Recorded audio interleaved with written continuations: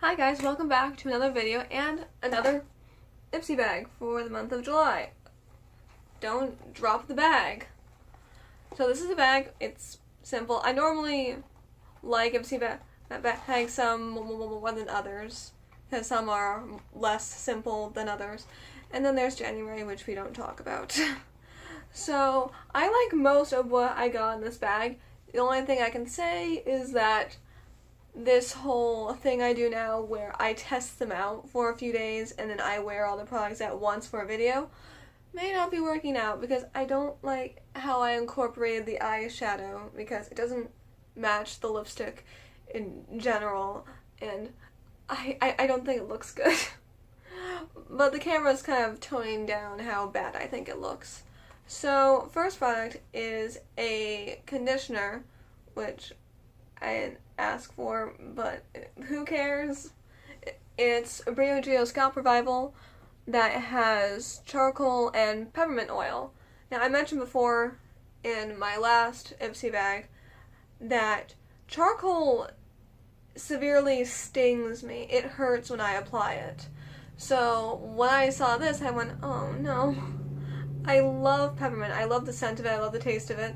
And I went, oh no, why would you mix it with something that tries to murder me? But either way, I tried it out because it's supposed to revitalize and nourish your scalp. It's supposed to balance the pH and a whole bunch of other fancy words that I could not explain the meaning of to you. So I tried it out and it didn't sting, which was great. I don't think I felt anything from the charcoal. I mean, I felt a cooling effect, which comes with it. It's a cooling jelly conditioner.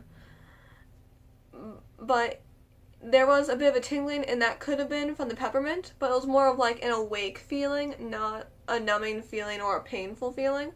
So if the charcoal was playing a part in that sensation, it didn't hurt.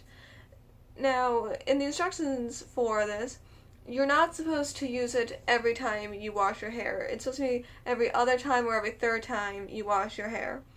So I can't tell if it's making a huge difference, but I did notice that my hair wasn't frizzy when I blow dried it later. So this could play into it because I've been trying to find anything that'll make my hair not go frizzy, especially with this weather. My hair gets very frizzy. Damp air also makes it very wild, curly, and wavy, which I don't mind, but frizz isn't a good look on me. So the fact that this might have played into wearing it down, fine by me. And then the next is a moisturizer from H2O Beauty. H2O Plus, I should say. Whoops.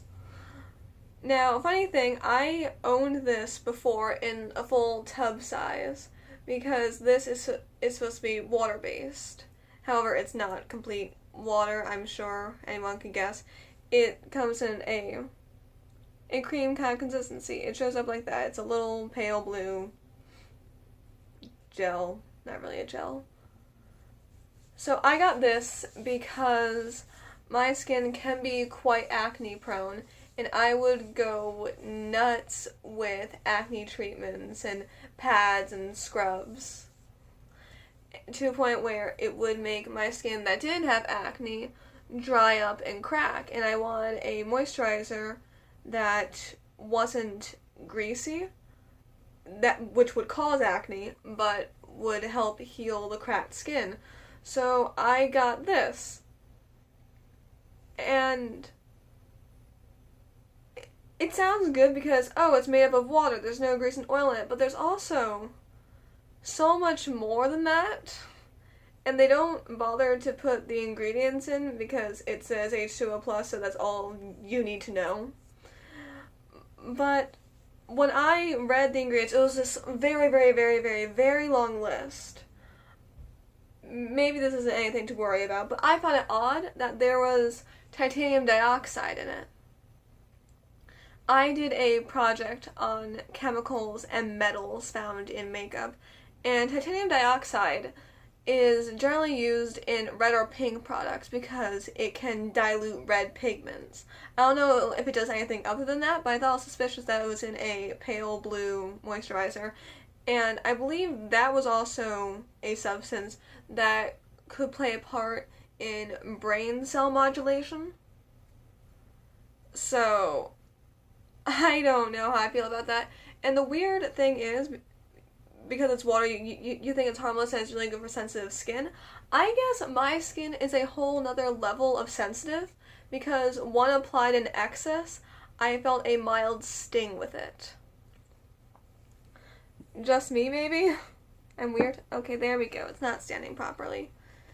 And then next is a pressed setting powder from a brand that I really don't want to butcher the name of, so I'll just show it to you like a good beauty guru.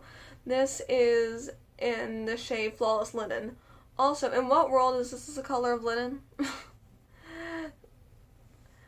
But it didn't not match.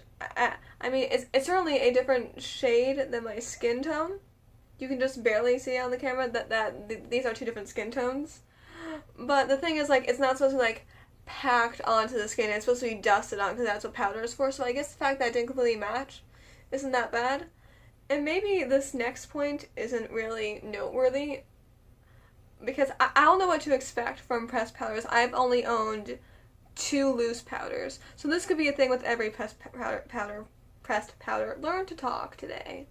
Is that it's very soft. I was very shocked by how soft it felt. So I thought that was nice.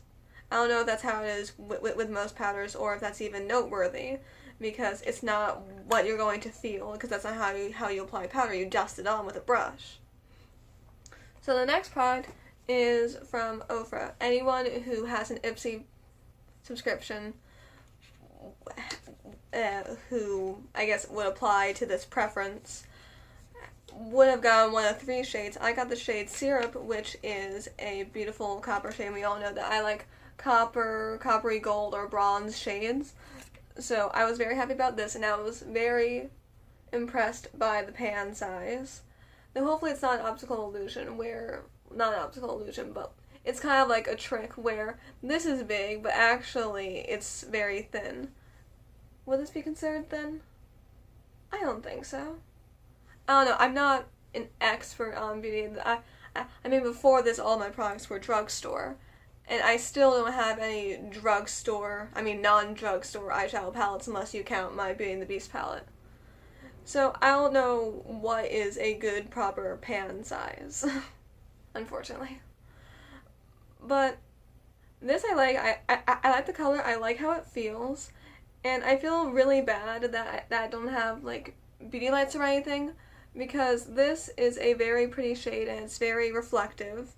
And if I do a swatch, you can see it's very well pigmented, but you can't see how much it shines, which makes me sad, because this is a really good product. And you can't really see it on my eye, because I only put it on the lower lash line and as like a bit of a liner, because I was trying to wear it without it clashing with the lip color, because I don't think these two quite go together. But I tried, and I wouldn't mind wearing that a lot more in the future, because I'm really big on copper.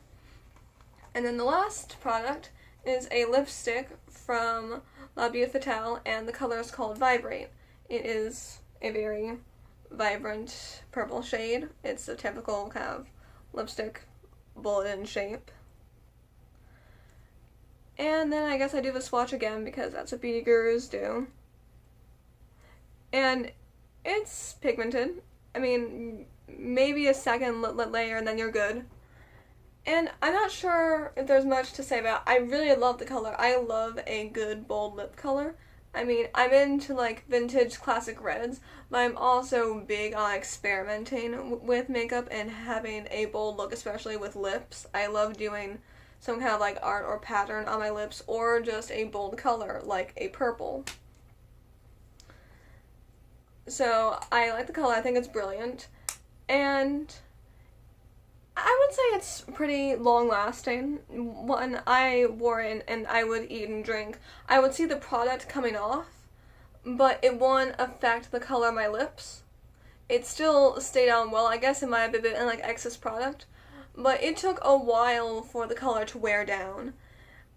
And it's not that special aside from it being a wonderful color and fairly long lasting. There's no like fancy scent about it that we're all kind of spoiled with now. Like a MAC lipstick has a vanilla scent, the Balm has a peppermint scent, Besame smells like pure goodness, Lime Crime has a very specific smell with their lipsticks. This just smells like your mom's makeup, but that's not necessarily a bad thing. Not everyone's into a scented lipstick. And it has a very heavy feeling on the lips. You feel it's there. I don't know if that's a turnoff for some people, but this is good. I'd wear it, but I don't know if I would sing its praises and suggest it to everyone. But this is a fairly good bag. I was pleasantly surprised by all the products. And I just realized I didn't say much about the setting powder, did I? Alright, so the powder, I feel weird doing this and then bouncing back, but I really don't want to refilm because this is my second time filming it because I was too much of a blabbermouth last time and I ran out of data space. So that was fun. Okay, so this, I don't know if a pressed powder is meant to both mattify and make your makeup last long all day, but this doesn't give a long-lasting matte. I'll say that because I was out yesterday, I had work, and it was very hot and humid, and then it started to rain. So my face got dewy after a while. I don't know if that's what this is meant to do. If it's meant to keep your face matte, in that case it wouldn't work, but it does keep your makeup on all day. Okay, there we go. Full review. This bag was not bad at all, just not quite a fan of the moisturizer, and the lipstick's not bad. I'll see you around then.